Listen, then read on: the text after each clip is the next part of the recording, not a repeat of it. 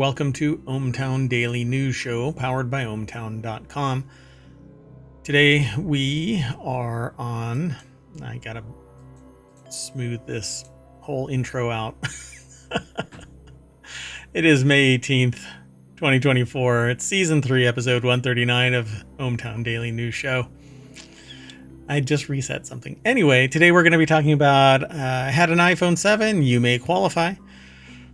Award for biomedical implants, longevity hacks, Emulator changes logo, what if Earbuds edition, pyramid scheme along a lost river, hidden dangers of common antibiotic, super money making superhero movies, games to claim right now, and Apple to increase trade in credit. I am Mayor Watt, and all around me is the sentient AI from the future. Good evening, ohmTown citizens. Welcome to ohmTown Daily. And everything is brought to you by ohmTown.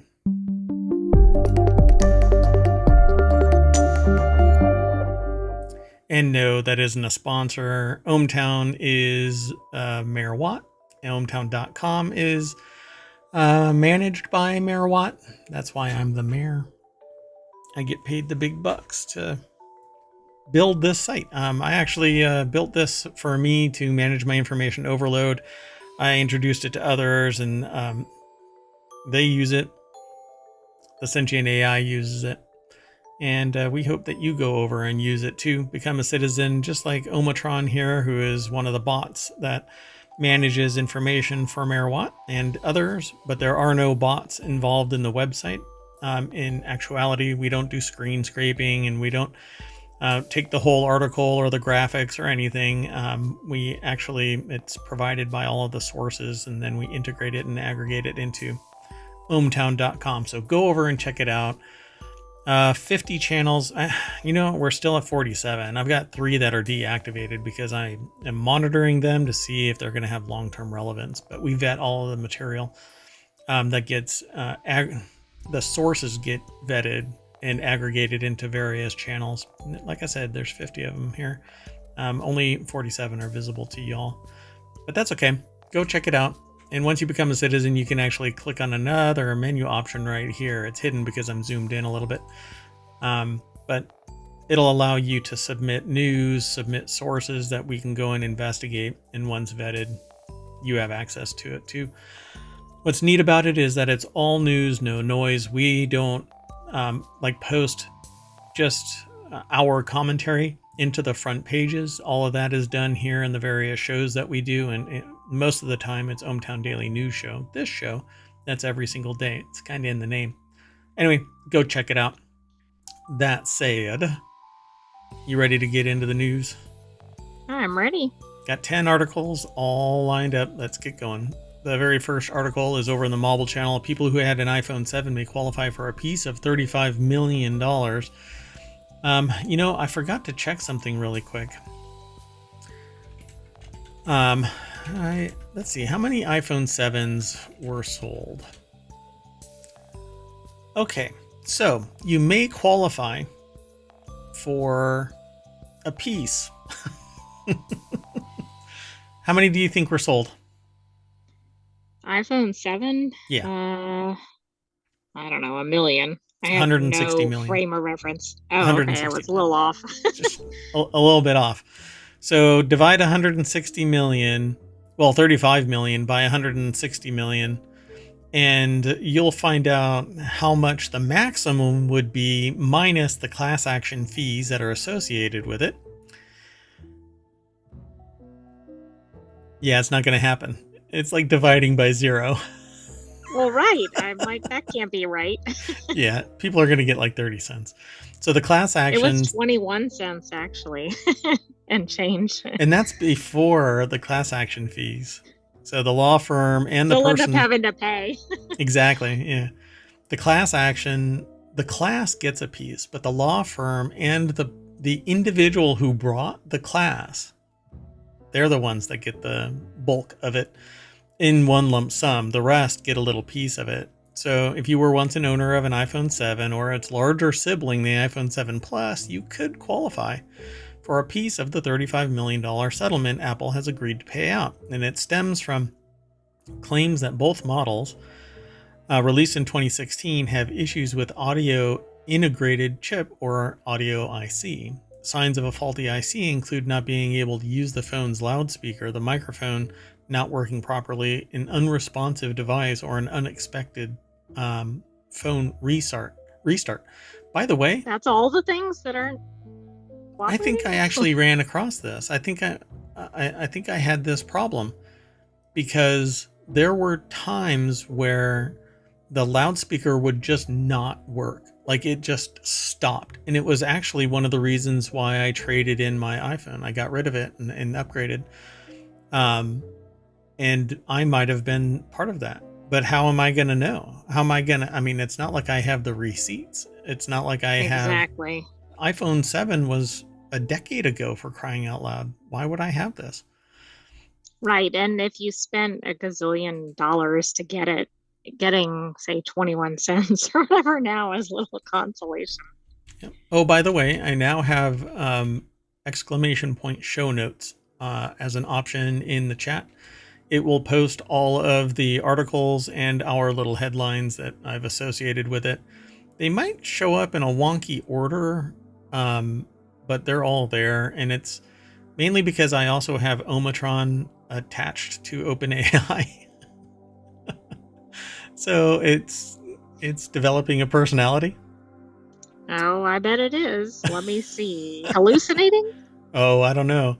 Like it just spit out a bunch of results from the fact that I had it post 10 links and their my headlines.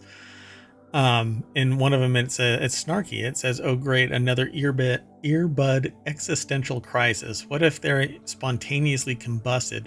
What if they turned into a spaceship? Send me specifics, Captain Vague." All of that was in there? Yeah. Wow. And it's talking to itself, really, because it's posting them, even though I told it not to pay attention to itself, which is really interesting to watch happen. So my bot So might be that's why we have to be wary of AI, right? correct. Because they're already overriding their instructions. That's right. It might be just bad code, but that's okay. So Alex Martishow, I believe is how they pronounce their last name, put the article together. It's over at thehill.com, which actually has a lot of political stuff. And so if you go over there, prepare thyself for political discourse. The article, though, is from Nexstar, but it's posted at The Hill, and the author really is Alex Martishow. So the class action stems from claims that both of the models basically had problems with their audio. The lawsuit claims that Apple was aware of the issues but didn't offer to repair the phones for free. Apple denies all wrongdoing, of course, but has agreed to pay $35 million to shut everybody the hell up.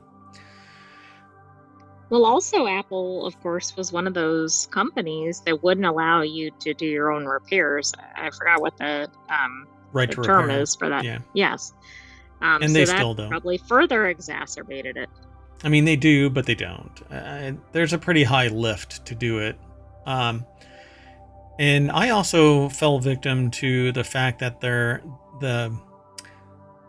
gadget, the pencil and the magnetic holder and the Apple brand, what do you call them? The jackets that go over them. I can't remember what they're called, the folio. Like, okay, yes. Is magnetically held, and it actually discolored my iPad. And when I brought it to their attention, they basically said, "You got to clean your iPad more." And I'm like, "What are you talking about? There's no dirt or grime. How am I supposed to dip this thing in acetone?" Right. And if you're putting approved products or whatever on, it shouldn't be doing this in the first place. Yeah, and they kind of just, poo-pooed the whole thing. So yeah, love their products. Quality control is great, except for certain things like their new phone protectors. They suck. And so they even stopped it. They stopped production of these things. Right. Those were the ones that weren't leather, if I recall. Yeah, and they were were these not sturdy enough and not weird texture resilient thing. enough. Yeah. Yeah.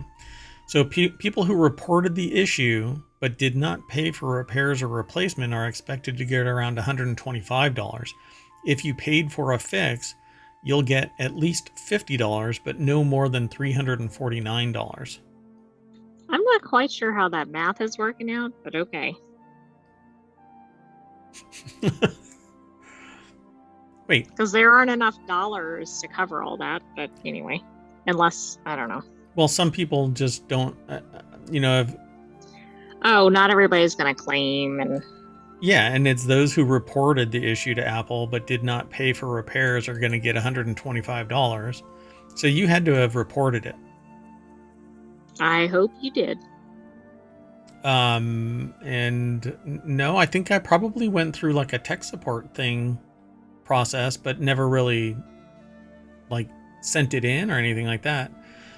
So the claim deadline is June 3rd. So now maybe they've got it on their website and I'll be able to go back and look. But they do have a smartphoneaudiosettlement.com website set up.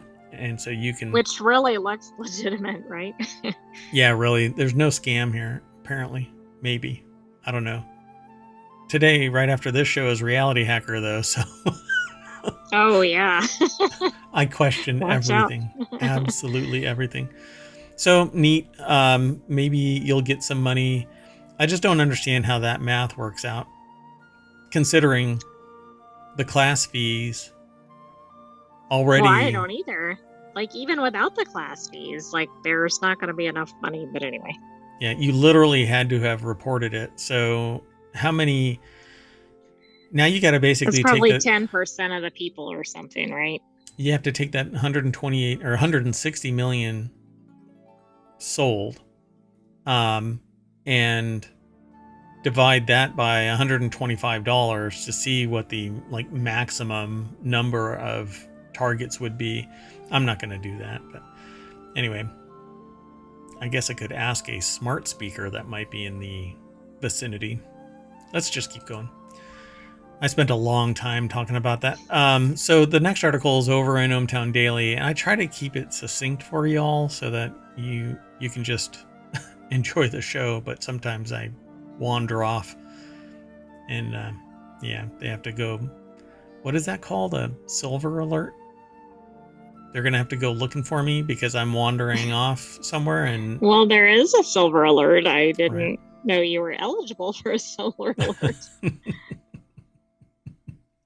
They do it out of an abundance of care for Mayor Watt. ohmTown Police launch a mayoral alert. Where the hell is the mayor wandering off to? Oh. Yes, if the viewers see Mayor Watt wander off during the episode. Quick.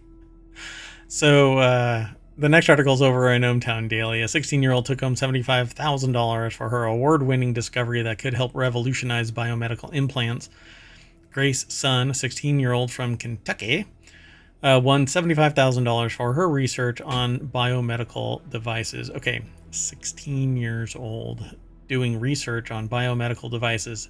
I can guarantee you that they come from a long line of biology-esque Absolutely. persons. I mean, how many 16-year-olds even know what biomedical means? Yeah, let's find out. Or like have really heard of it or invested in it, but yeah. I think it's amazing when somebody finds their calling and is passionate about it at such an early age and then continue. I mean, I think I was jumping over garbage cans, those big dumpsters on my BMX bike when I was 16. Couldn't care less about the future. I was just enjoying life, and I was jumping off of I was on a swing and jumping off the swing to see if we could make it over an 8-foot fence on the other side of the playground, and smashing into it and stuff. Yeah, wasn't the brightest bulb, I guess, at 16, but here we are. Maybe you were doing your own biomedical research.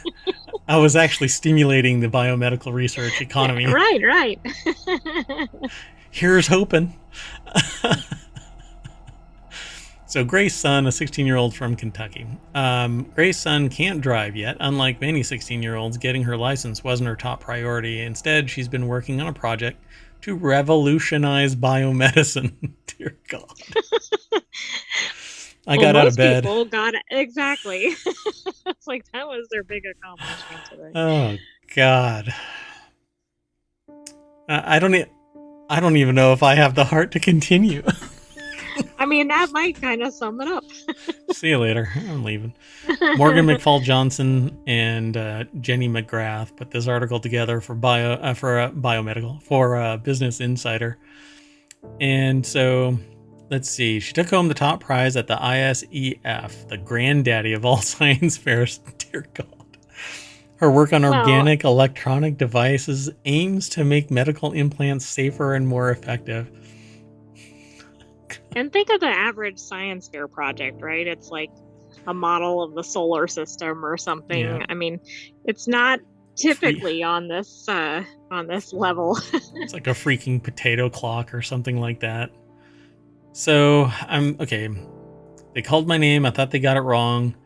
I was like, "Is there another Grace up here?" Son told Business Insider backstage at the Regeneron. Okay, so Regeneron sounds like it's from Transformers. Well, it's funny. I think it's a biomed company. They must sponsor this fair or something. Oh, I'm sure. Regeneron International Science and Engineering Fair Awards Ceremony.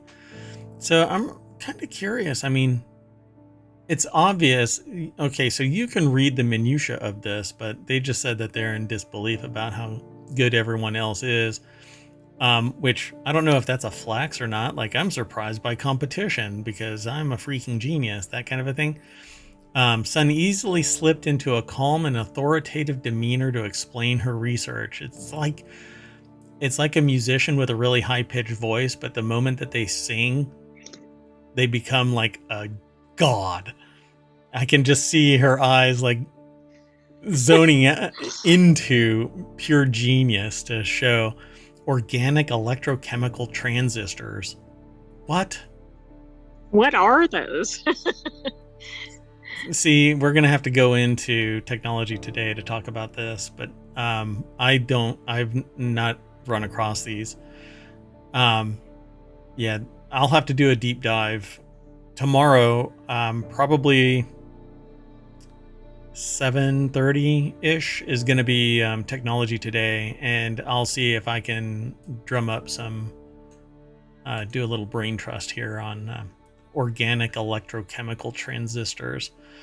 They have performance issues right now, she said, of the devices. They have instability in the body. You don't want some sort of implanted bioelectric, some sort of implanted bioelectronic to degrade in your body.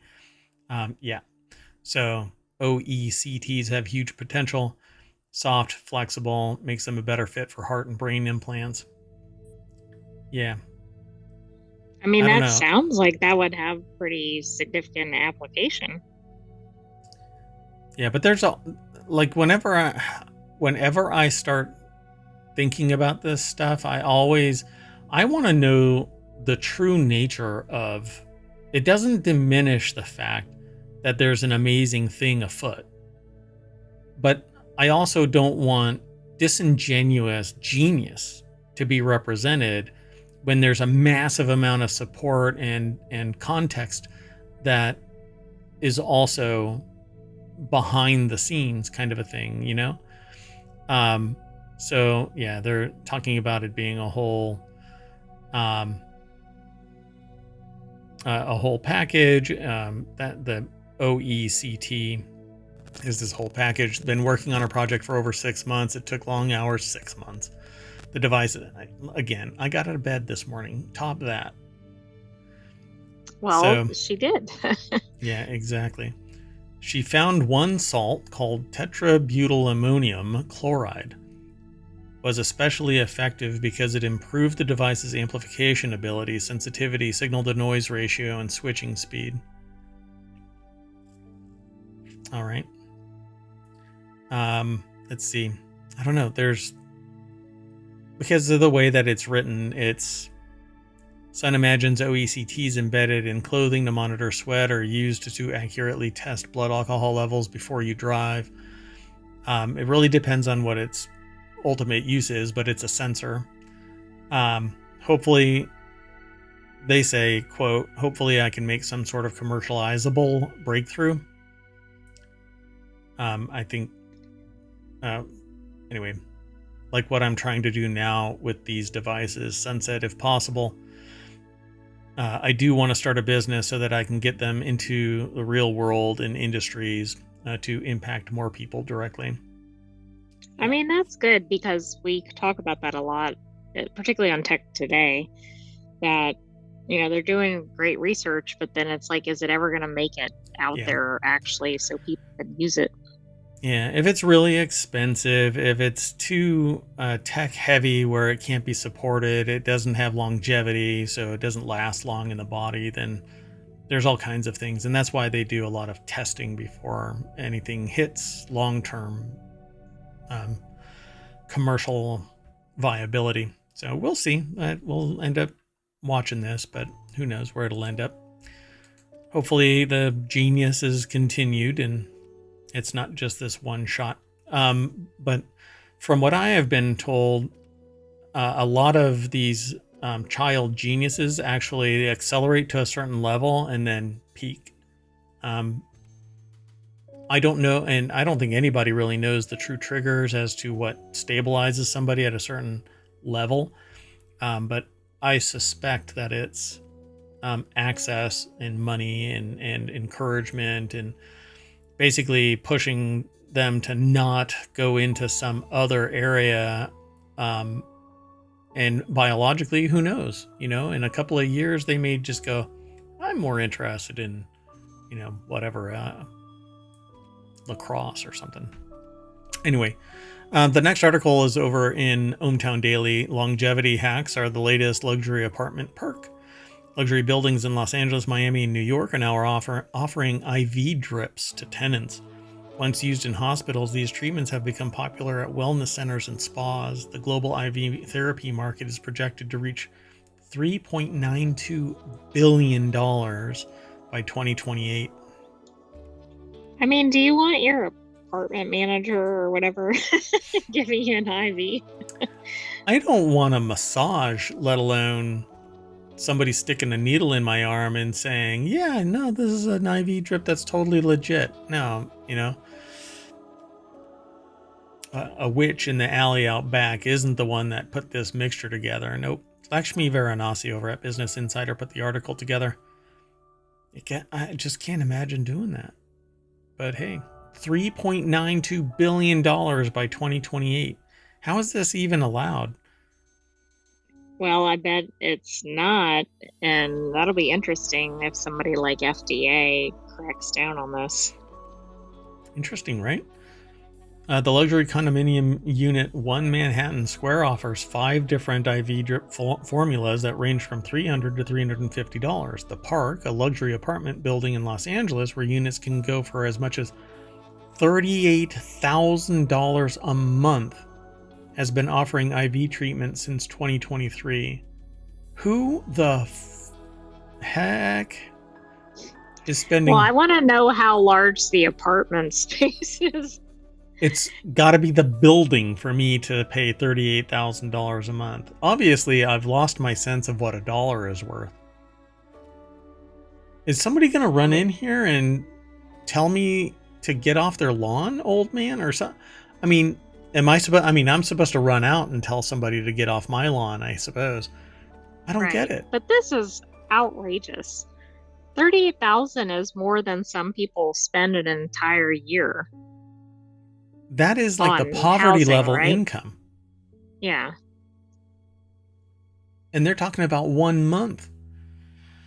Oh, drip providers say patients must stay consistent with their treatments to see optimal results. Hence, their move even closer. Their move even closer to home. So they basically go to the patient location, and then everybody converges on them to get the treatment. I'm really curious what these drips actually are. Drip Hydration, the service provider for the Park Santa Monica, told the Times. So they, if you're a healthy person, you don't really do it. Oh, you really can't do it too often unless you're doing it 3 or 4 times a day.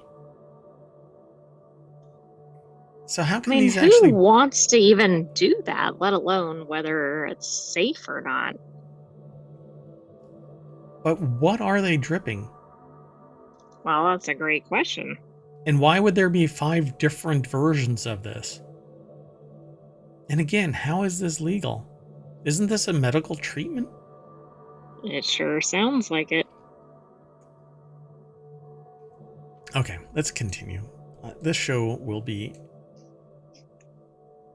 6 hours at this rate. So the next article is over in Warcrafters. Popular emulator changes logo after Adobe sends legal threat. I'm just going to jump straight on over to Kotaku.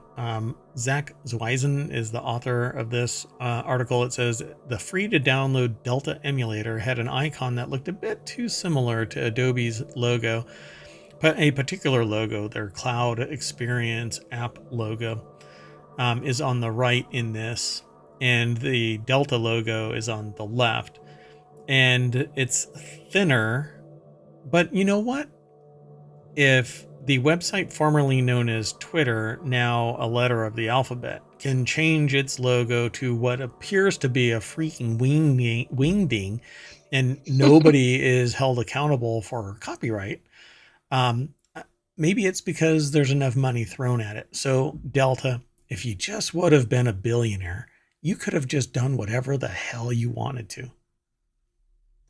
You know, this is weird though. I mean, Delta and Adobe aren't in the same space. These aren't the same color. They're not the same font or style or whatever. But it's an app, and that's good enough when you have That's deep where the pockets. problem came in. Yeah. So it says Apple changed its App Store rules and began allowing retro video game emulators onto its digital storefront. Within just days, some of the most popular apps on the App Store were emulators. One of the new apps shooting up the charts is the multi-console emulator Delta, which has a decade-long history. Its creator, Riley Testit, recently spoke with Kotaku, sharing his hopes that the emulator can lead the charge into a new, better future for retro gaming. My problem here isn't, well, first off, I would agree with your assessment. It's a different space. Being an app shouldn't really matter because the content and context is different. Well, and then it would almost eliminate anybody, right? Because in concept, every company could have an app. I know not everyone Right. does, but I mean, that would be really broad. Right. Yeah. And so if you just have a letter for your app's logo, you're screwed because there's somebody else that has a B, somebody else has a C, etc., etc. So you got to do something different, right? Well, the A is not synonymous with Adobe to me. To me, Adobe is dead to me. I could care less about Adobe anymore. They're too damn expensive, and while it has its benefits, it's too expensive. It's just, I just want to buy something once and be done with it until they decide to change, not they, whoever it is, the developer changes things entirely. Except I don't agree with that either. You shouldn't be able to just kill a product, create a duplicate product, and call it a different name or version and say you're done. And I've had 3 products now where I've spent money and they're in strata, right? Like there was a cheap one and I spent a bunch of money to get it. There was a medium one that I spent a bunch of money to get, and an expensive one where I spent money to get it. And they all died willingly so that they could start a subordinate or a different product, but it's the same damn product. Anyway, that isn't the case here. This is an emulator of other software. And what I like about emulators is that old games that no longer exist are saved because people have ported it over through blood, sweat, and tears, drive, and ambition to have it ported. And then it can persist and stop killing games, which, by the way, is something we're going to be talking about later today. So Adobe threatened legal action unless they change the logo of their icon. or the app icon. So they did. Hope you all like it. I don't think that they're showing the new logo though. Are they?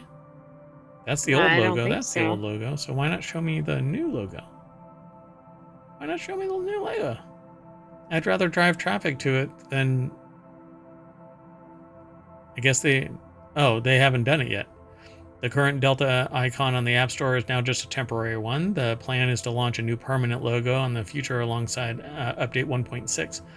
As pointed out by the outlet, Delta's old icon most closely resembled Adobe's Cloud Experience app icon. Since the 80s, most of Adobe's logos and branding have stylized a A, featuring a gap, a design that does look similar to Delta's old, now defunct icon. And yeah, I mean, it's an A. But it's actually not an A, it's a delta. Exactly. Which matches the name. I mean, it's really hard to see why it's so objectionable. Yeah. Yeah. It's like trademarking the letter or the word the. No. We're Oh, looking at you, Ohio State. the Ohio State. Oh, I just clipped. All right. Anyway, the next article is over in Technology Today. What if your earbuds could do everything your smartphone could do, but better? New synthetic materials could make it possible. What if your earbuds could, I don't know, bond to your ears, and so they become a part of your anatomy? They are now forever embedded, and so that's not what they're talking about in this. It says, what if your earbuds could do everything your smartphone can do except better? What sounds a bit like science fiction may actually not be. According to the article, it's over at SciTech Daily, University of Arizona. The The. Don't you do a lot of things that are visual on smartphones? I'm kind of having a hard time figuring out how that's going to happen in your ears, but Yeah, like the new Adobe Emulator.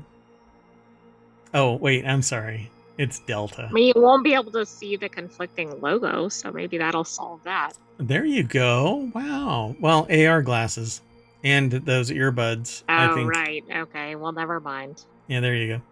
So Matt Eichenfield, which that is just an awesome name for somebody that works at Sandia National Laboratories, uses multiple microwave frequencies to characterize a nonlinear phononic mixing device they built on a silicon wafer. I can introduce you to a 16-year-old genius who's building bioelectronic transistors, apparently, if you all want some help. Collaboration there. Maybe your brains aren't big enough. I think I might have this microscope.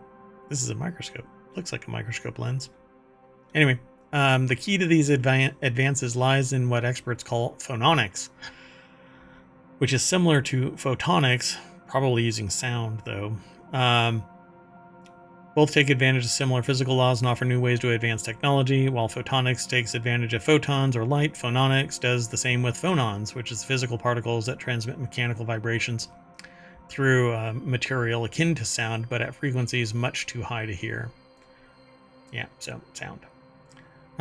Although I've not looked into phonons.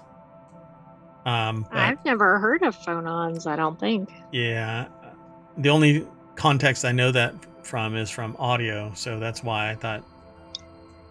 So it's a collective excitation in a periodic elastic arrangement of atoms or molecules in condensed matter, especially or specifically in solids and some liquids. So Interesting. basically, if they get agitated, I think. Yeah, so you know those speakers that you can't hear them until they touch something solid? I'm willing to Yes. bet those are involved, and those are like transducers. There's a certain piezoelectric transducer, I think it's called. Um, those are probably the predecessors to what this is. This is some fundamental research here, but I'll have to look into phonons as well. Gonna have a busy day. Most people would probably be surprised to hear that there are something like 30 filters inside their cell phone whose sole job is to transform radio waves into sound waves and back. said the study senior author Matt Eichenfeld, who holds a joint appointment at the University. It says Arizona College of Optical Sciences and Sandia National Laboratories in Albuquerque, New Mexico. Is that university? College? Yeah, I think so. I don't know why they wrote it that way, but yeah. So part of what are known as front-end processors. Oh, yeah, there we go. These piezoelectric filters made up of special microchips are necessary to convert sound and electronic waves multiple times each time a smartphone receives or sends data, he said. So yeah, it's basically that, but much smaller, much more constrained. Normally, phonons behave in a completely linear fashion, meaning they don't interact with each other. It's a bit like shining one laser pointer beam through another. They just go through each other. That's not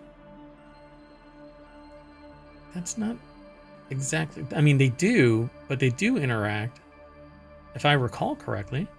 I think they're trying to explain it in somewhat common terminology. Hold on a second. Yeah, at their nexus, crisscrossing lasers can bring atoms to a near standstill. All right.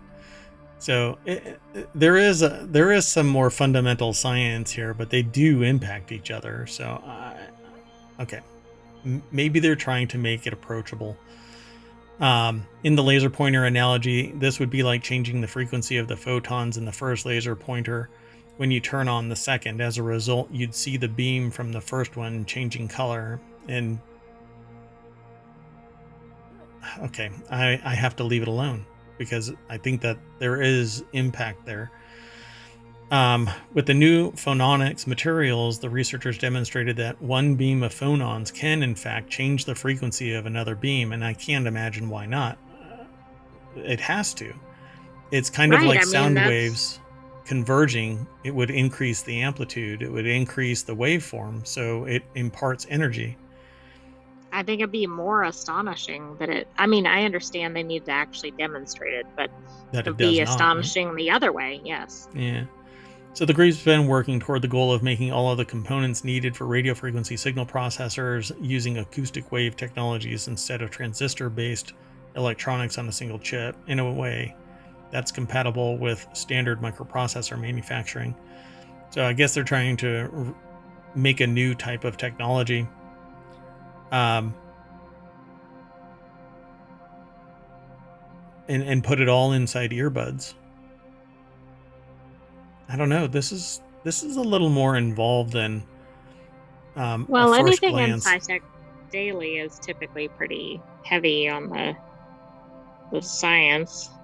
Yeah, the article is giant electron-mediated phononic nonlinearity in semiconductor piezoelectric heterostructures by Lisa Hackett, Matthew Coppa, Brandon Smith, Michael Miller, Stephen Santillan, Scott Weathered, Sean Arterburn, and Thomas A. Friedman, Nils Otterman. Why not just name it all? My goodness. And Matt Eichenfeld. I think they're just naming it to name. Anyway, it's published in Nature Materials. But the physical size being one of the fundamental limitations of the current state-of-the-art radio frequency processing hardware, the new technology could open doors to electronic devices that are even more capable than their current counterparts, according to the authors. Communication devices that take virtually no space, have better signal coverage, and have longer battery life, and they're on the horizon. I don't know. This is still in its research phase, I'd say, like preliminary research. But based on what I just read, it just doesn't make that much sense to me. Not that I don't know what's going on. I mean, arguably I do, but it seems to me like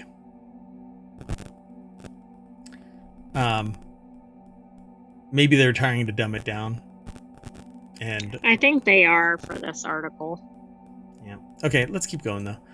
The next article is over in the Marble Channel. Pyramids built along long lost river. Scientists have discovered a long buried branch of the Nile River that once flowed alongside more than 30 pyramids in Egypt, potentially solving the mystery of how ancient Egyptians transported the massive stone blocks to build the famous monuments.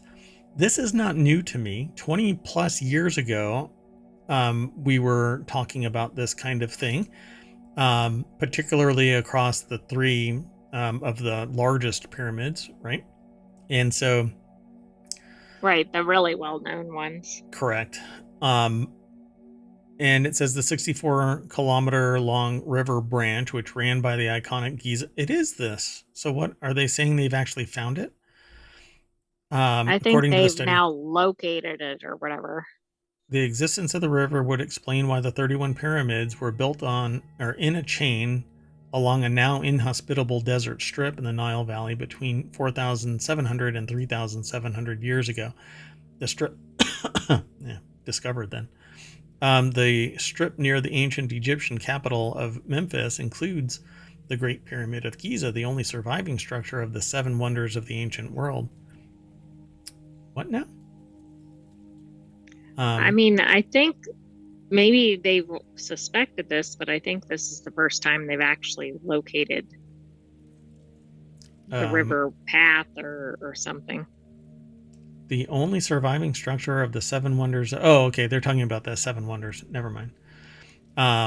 As well as Khafre, Cheops or Cheops, and Mykonos pyramids.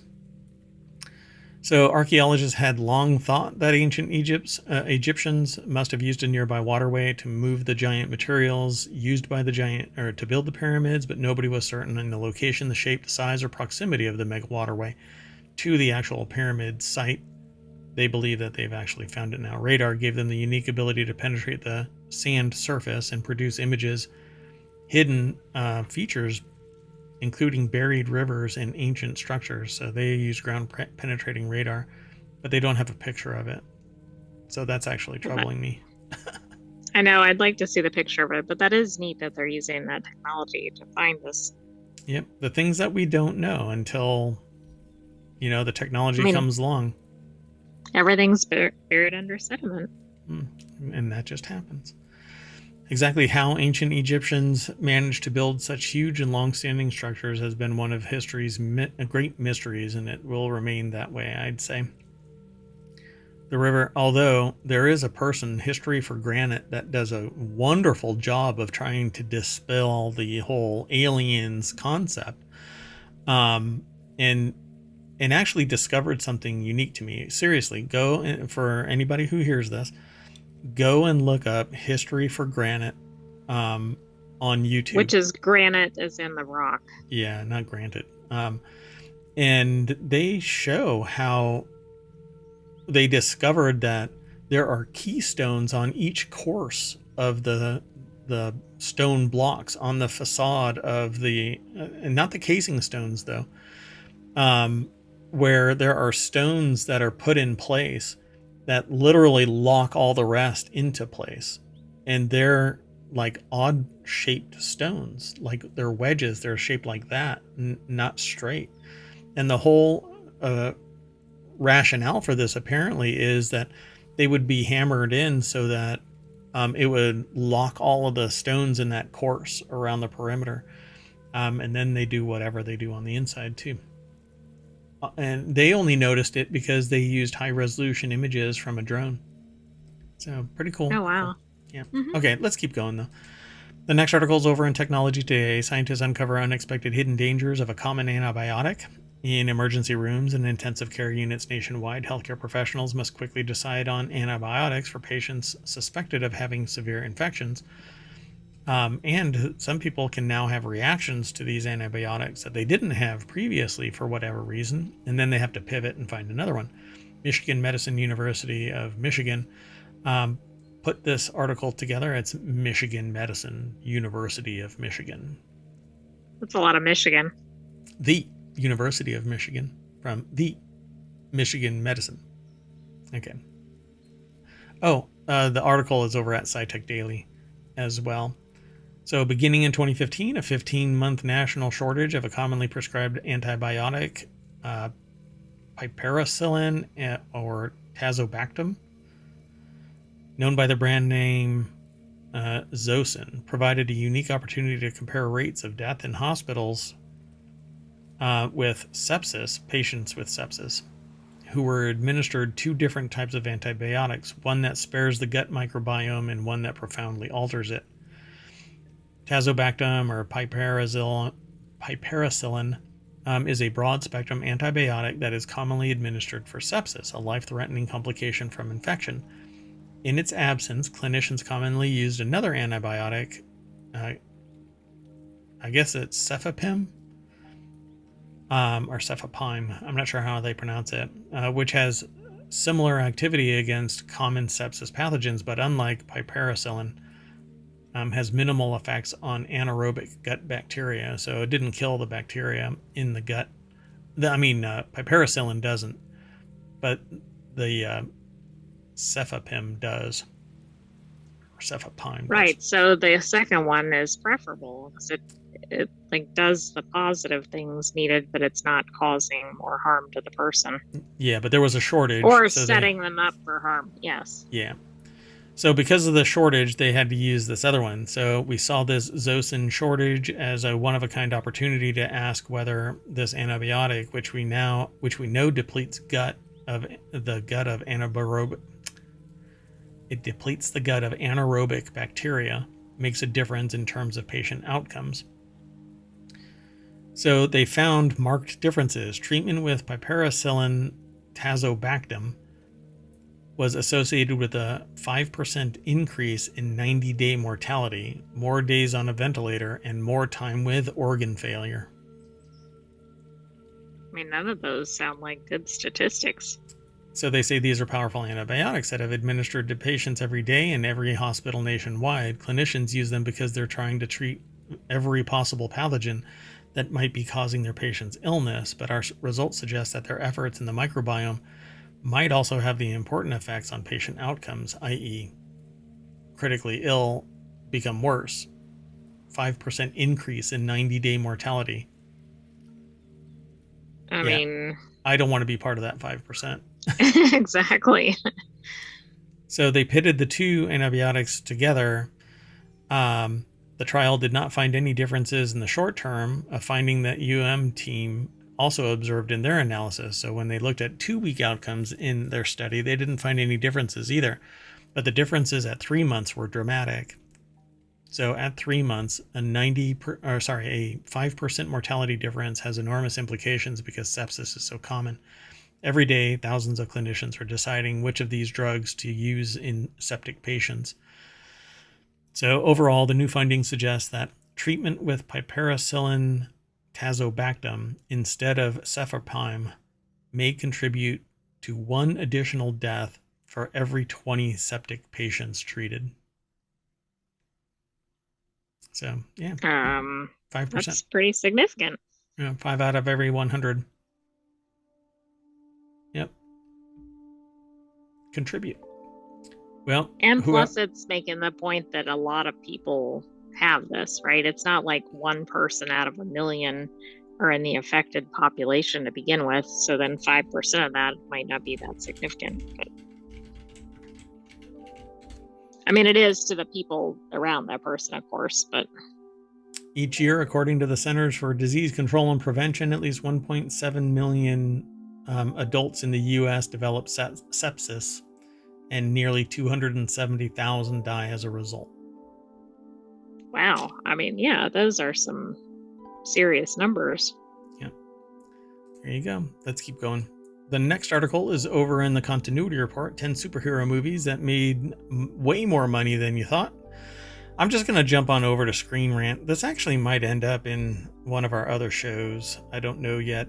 I'll have to look, but 10 superhero movies that made way more money than you thought. Louis Glazebrook put the article together, and I'm just going to run through the list real quick here. Venom's box office is higher than most of the MCU. Venom performed better than a lot of its MCU competition. Venom is kind of an anti-hero. So, yeah, I wonder why it was a hit. I mean, I wonder if it was the timing or they just wanted something different like the anti-hero. I think they say here it's because of Tom Hardy and the film's Spider-Man connections. Um, so, yeah, I suppose it says regardless of the film's evidently successful run, the true extent of its box office power often goes unnoticed. Venom had grossed around $850 million by the end of its worldwide theatrical run. I mean, that's doing better than a lot of other movies. That's a pretty good box office return. It bested 20 of the 33 theatrically released MCU titles. Yeah, people really love Venom. Actually, it's interesting. So, and that's Venom. Then Morbius's box office beat 5 other Marvel movies, even though it was basically vilified by fans because of the whole morbing out thing. And I don't think people really liked Jared Leto's performance. Some interesting stats may prove that Morbius earned more than its laughably poor online perception has many to believe. One such fact is that Morbius outgrossed 5 other movies: Warzone, The New Mutants, The Punisher, Elektra, and Ghost Rider: Spirit of Vengeance, which is actually getting a resurgence in popularity. I love the idea of Ghost Rider. It has some fun world building involved in it, but the rest of them I could care less about. Well, I do find it interesting that other than Ghost Rider, I haven't heard of any of the ones on this list that are lower than Morbius, so I don't know. It still may have earned a lot of money, but it's not exactly making it sound like it was a super hit. Yeah, because all of these were like older and in a vacuum dropped. It's like Buzz Lightyear being dropped. You know, what the hell? Why? At least what they need to do is what Disney does best, which is tie everything together so that you know who it is that we're getting invested in, both as an actor and as a character. But none of that really took place until recently. Right, and then you're already invested before they're the star, right? Yep, yep, yep. Like if they were to release another Hulk right now, people would gobble it up because they love the actor that's playing Hulk. But the previous Hulks, I think everybody was like, meh. Anyway, let's keep going. Batman and Robin's box office. You know what? I'm going to just kind of hurry through. Let's see if we can find one that's really interesting. Captain Marvel overcame fan controversy to gross $1 billion. I did not know that. Yeah, people didn't really like Brie Larson. Um, So, yeah, I don't know what it is. It says that said, the story of Captain Marvel's box office is exactly the opposite of what many people would believe. Captain Marvel overcame the controversial reception and became a certified box office hit, over $1.1 billion worldwide, and stands as the 10th highest grossing MCU film. 10th out That's of crazy 33. that that's number 10 with that amount of revenue. Doctor Strange almost grossed $1 billion. We'll hurry. Amazing Spider-Man makes the MCU reboot seem strange. Um, yeah, but Tom Holland, I mean, really kind of pulled everybody out of the kind of the haze of MCU because the acting was so great that they really just kind of gobbled up that character. Um, and the personality came out. So, for Right. I mean, that Spider-Man. always helps. Yep. And then Thor: Dark World grossed more than some of the best Marvel movies. I don't know. What did they say here?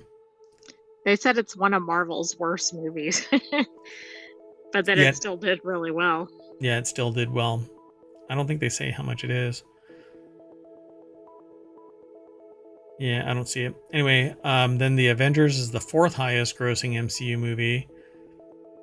And I'll keep going. Iron Man is the highest grossing MCU solo movie besides Black Panther, um, which is Iron really Man interesting. 3. I mean, Iron Man 3. Is that what it's going to end up being? Oh, 1989's Batman outgrossed 8 DCEU movies. Batman is a better box office pull than half of DC. Yeah. I don't know why they call it DCEU, but Why not I don't either. cinematic universe? Oh, because of the DCCU. Yeah, I don't know.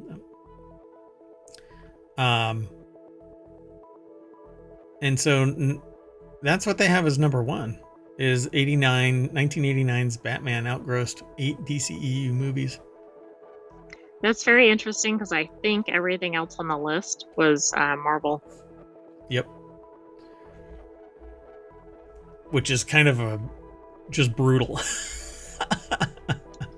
Because, well, or it's more telling because people are like, oh my God, MCU movies, some of them sucked, but they did a whole lot of money. Whereas Exactly. the DC side, they go, oh, well, all of these DC movies, except for maybe, one or two Batman movies sucked. And so it's not that big of a hallmark that some of them made really good money. Okay, let's just keep going. Well, it makes you think that Marvel is releasing too much stuff, right? Because but maybe not from a revenue standpoint. Well, I've already called it. I think that we've got superhero burnout. So we'll see. There's supposed to be some more movies coming, but not until 2025. Okay, the next article is over in Warcrafters. PC gamers have 4 games to claim for free right now. Between Steam and Epic Game Stores, PC gamers have 4 free games that they can claim right now. So, Game Rant is the source of this information, and Dalton Cooper is the author. Let's see what it is. Do they just go through it right away? I was going to say, I think I know 2 of them because they were featured in individual articles in ohmTown. And yes, they're on that list. Okay, so I see 3. What is the 4th one? The other one's in Epic, Dragon Age Inquisition Game of the Year Okay, there edition. it is. Yeah. Okay, so I already had Endless Legend. Machinica Museum is available on Steam and it's free. I got that one. I did not see 100% Orange Juice. I don't even know what that is. This must be it. And then Dragon Age Inquisition Game of the Year edition is completely free over on the Epic Store, and I have that.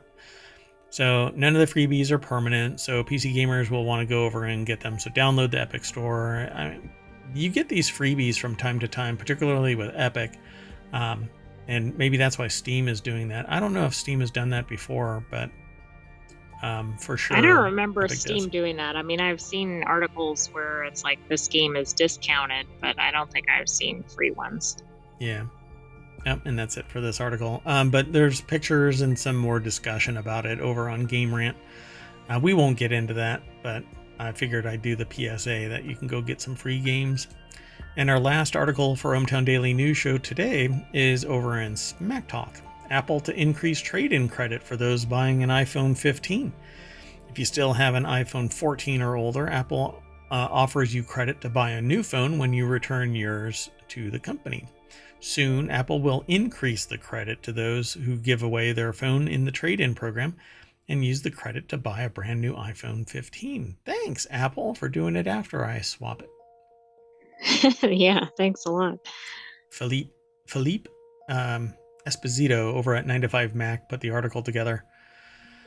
And yeah, it just says, as reported by Bloomberg journalist Mark Gurman, Apple is about to increase the credit paid for old iPhones in its trade-in program.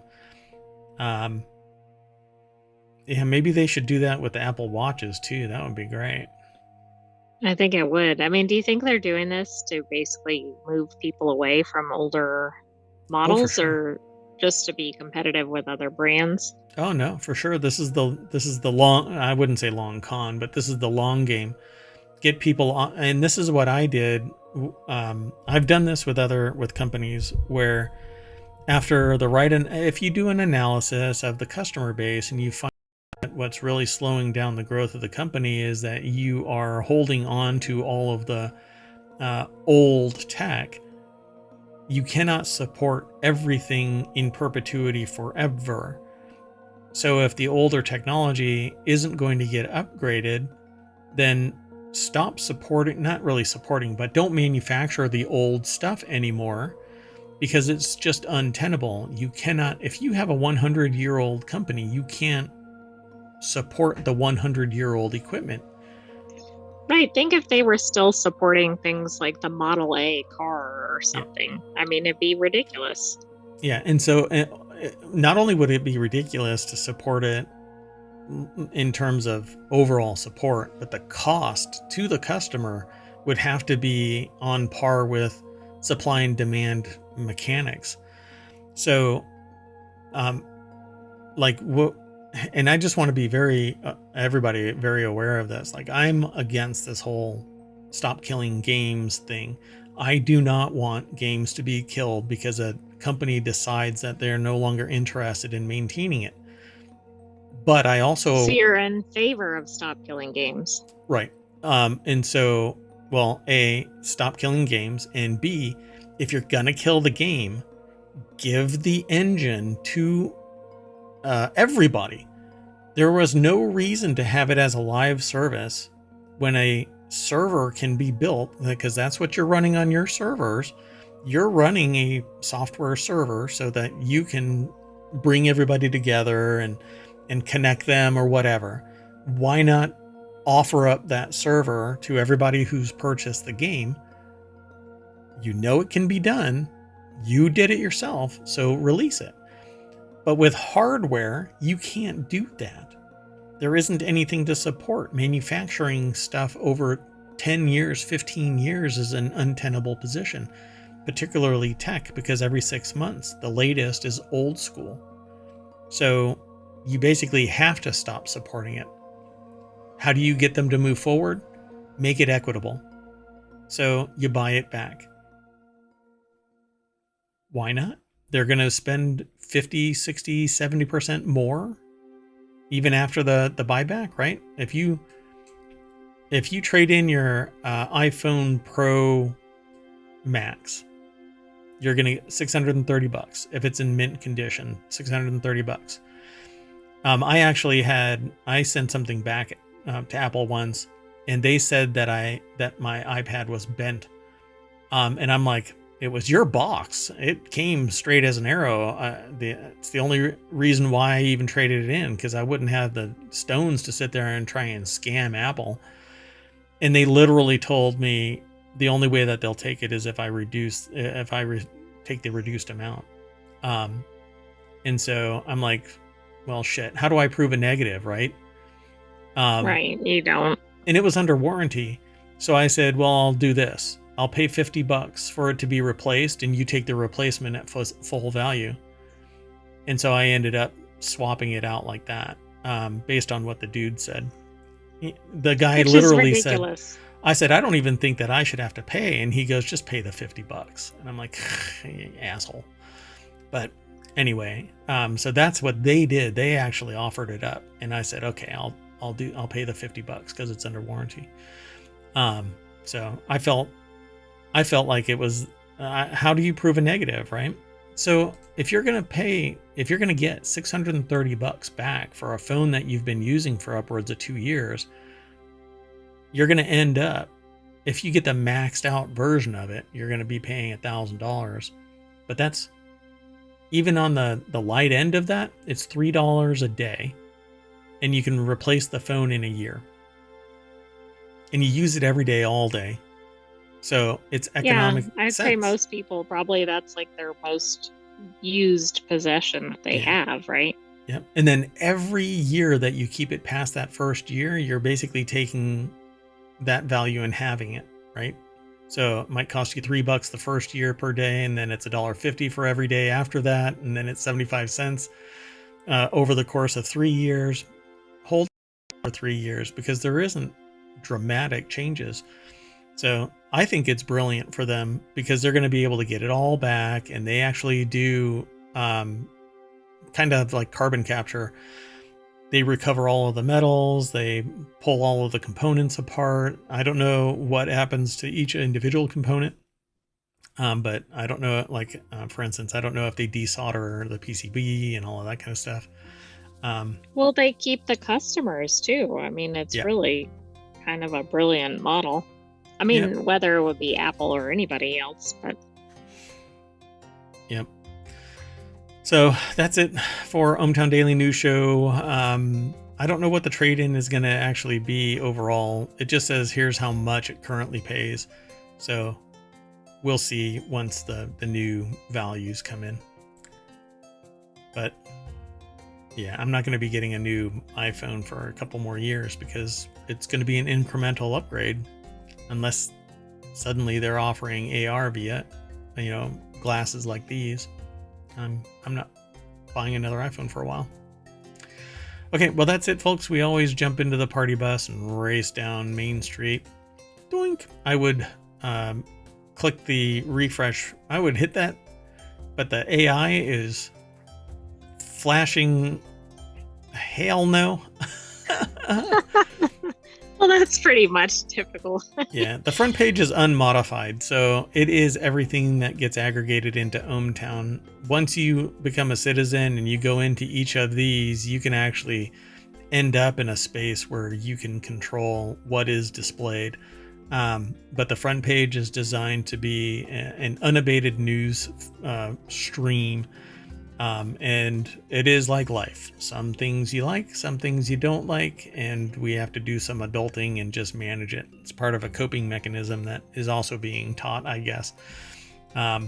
Once you sign up, though, you can do things like this. You can hide it, or you can save it, and off you go. Okay, well, that's it, folks.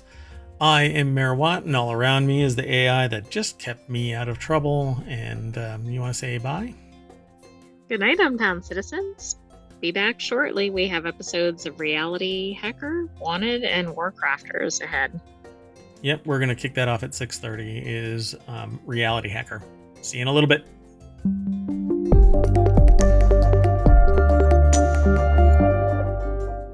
Bye-bye.